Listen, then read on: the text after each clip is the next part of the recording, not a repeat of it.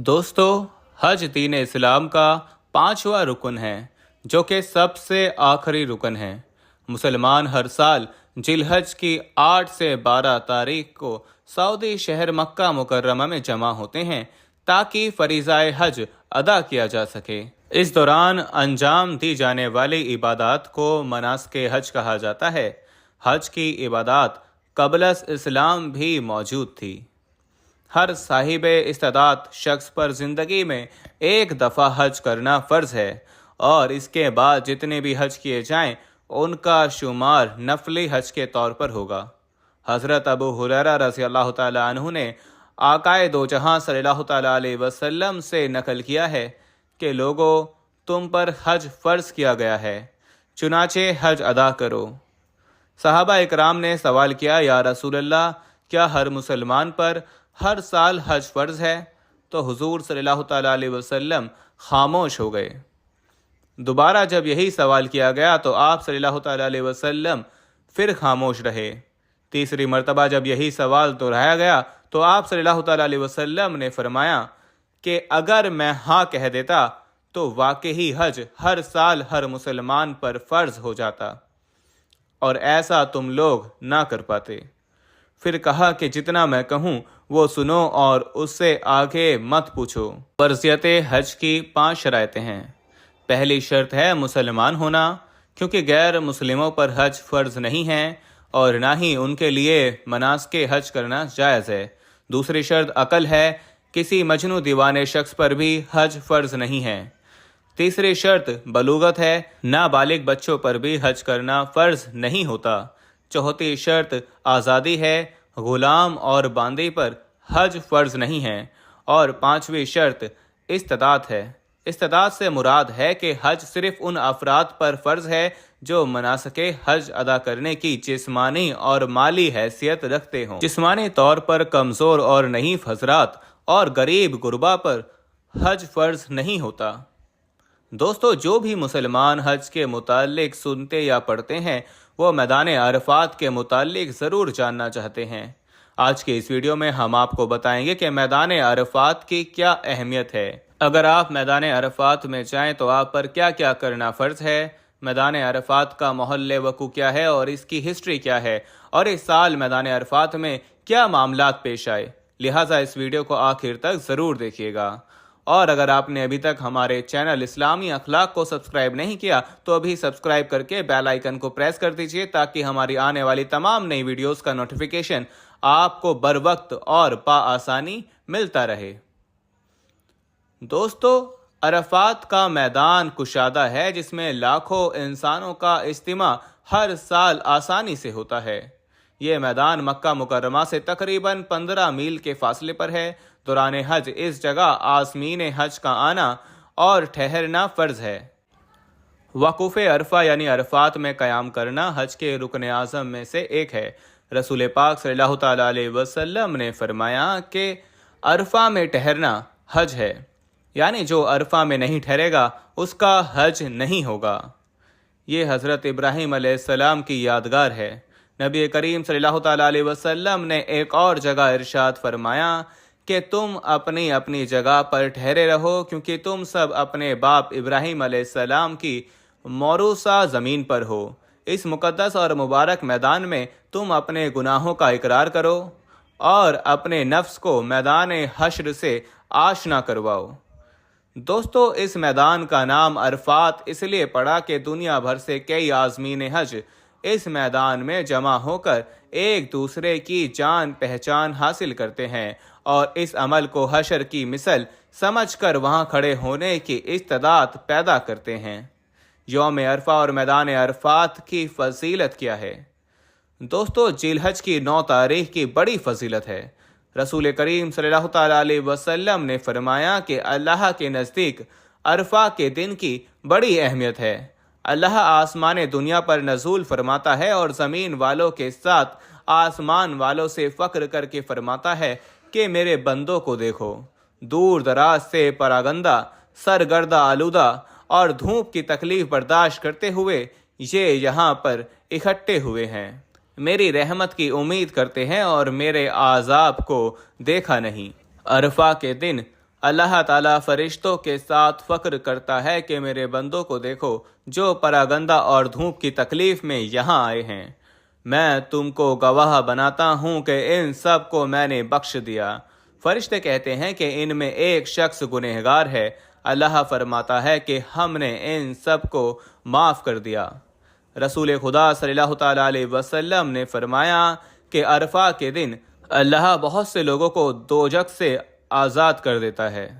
نبی اکرم صلی اللہ تعالیٰ علیہ وسلم نے یوم عرفہ پر فرمایا، لوگو، اللہ اس دن میں حاضری کی وجہ سے فرشتوں کی جماعت پر فخر کرتا ہے اور فرماتا ہے کہ تمہارے گناہوں کو معاف کرتا ہوں مگر حقوق العباد کو نہیں۔ نیک لوگوں کی خطاؤں کو معاف کرتا ہوں اور نیکوں کے سوال کو پورا کرتا ہوں۔ اللہ کا نام لے کر مزدلفہ چلے جاؤ۔ مزدلفہ میں بھی اللہ گناہوں کی مغفرت فرماتا ہے اور ان کی سفارش قبول فرماتا ہے اور رحمت خداوندی سب کو گھیر لیتی ہے۔ زمین میں اس کی مغفرت پھیل جاتی ہے اور جنہوں نے اپنی زبان اور ہاتھ کی نگرانی کی ان کو وہ رحمت گھیر لیتی ہے۔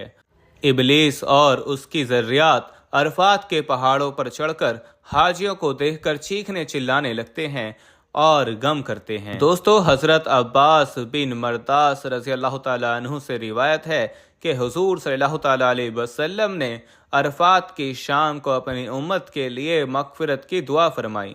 خداوند کریم کی جانب سے جواب ملا کہ آپ کی تمام امت کو بخش دوں گا مگر ظالم اور حقوق العباد کو نہیں معاف کروں گا جب تک کہ ظالم سے مظلوم کو حق نہ دلوا دوں۔ دوستو، میدان عرفات کا محل وقوع اگر بیان کیا جائے تو میدان عرفات مکہ سے مشرق کی جانب طائف کے راستے پر 21 کلومیٹر دور ایک بڑا وسیع اور عریض میدان ہے جہاں دنیا کے چپے چپے سے آنے والے عازمین حج 9 ذی الحج کو جمع ہوتے ہیں۔ یہ میدان شمال سے جنوب تک 12 کلومیٹر اور مشرق سے مغرب تک 5 کلومیٹر تک پھیلا ہوا ہے۔ یہ شمال جانب سے عرفات نامی پہاڑی سلسلے سے گھرا ہوا ہے۔ 9 ذی الحج سے پہلے میدان سنسان رہتا ہے جبکہ حج کے ایام میں کسی آباد شہر کا منظر پیش کرتا ہے۔ میدان عرفات حرم مکی سے باہر ہے اور مقامات حج میں یہ وہ واحد جگہ ہے جو حدود حرم سے خارج ہے۔ دوستو، میدان عرفات چند برس قبل پہلے چٹین میدان ہوتا تھا۔ کہیں کہیں گھاس نظر آتی تھی لیکن اب صورتحال مختلف ہے۔ یہاں زبردست شجرکاری کی گئی ہے۔ اب حاجی خیموں کی بجائے نیم کے درختوں کے سائے کے نیچے چادر یا جائے نماز بچھا کر عبادات میں مشغول ہو جاتے ہیں۔ عازمین حج کو سورج کی تپش سے محفوظ رکھنے کے لیے میدان عرفات میں فوار کا بندوبست کیا گیا ہے۔ اس کی شکل یہ ہے کہ جگہ جگہ اونچے اونچے کھمبے نصب ہیں اور ان کے بالائے حصوں سے ٹھنڈا پانی فوار یا فوارے کی صورت میں گرتا رہتا ہے جس سے ماحول میں خنکی پیدا ہو جاتی ہے۔ اگر گرمی زیادہ بھی ہو تو اس طریقے سے درجہ حرارت اتنا گر جاتا ہے کہ جو کہ حجاج اکرام کے لیے متحمل ہو سکے۔ دوستو، میدان میں عرفات کے درمیان میں ہی جبل رحمت ہے۔ یہ میدان عرفات کے شمال مشرق حصے میں سرخ رنگ کی ایک پہاڑی ہے۔ اس کی اونچائی 200 فیٹ سے کچھ کم ہے جو کہ عرفات کے اصل پہاڑی سلسلے سے اب کچھ الگ ہو چکی ہے۔ اس پہاڑی کو بھی عرفہ کہتے ہیں لیکن اس کا معروف نام جبل رحمت ہے۔ ہر سال 9 ذی الحج کو عازمین حج یہاں آ کر وقوف کرتے ہیں۔ جبل رحمت کے مشرقی جانب چوڑی سیڑھیاں موجود ہیں جو کہ چوٹی تک جاتی ہیں اور جبل رحمت کے اوپر ایک مینار بنا ہوا ہے۔ 60ویں سیڑھی پر ایک چبوترا موجود ہے جس پر ایک ممبر رکھا گیا ہے۔ ماضی میں اسی ممبر پر کھڑے ہو کر نماز ظہر اور مغرب کو ملا کر پڑھنے سے قبل خطبہ حج دیا جاتا تھا۔ میدان عرفات سے وقوف عرفات کے مناظر دنیا بھر میں لائیو نشر کیے جاتے ہیں اور دنیا بھر کے مسلمان ان منظروں کو دیکھ کر دعا کرتے ہیں کہ اے اللہ، آئندہ برس ہم سب کو حج کرنے کی توفیق عطا فرما۔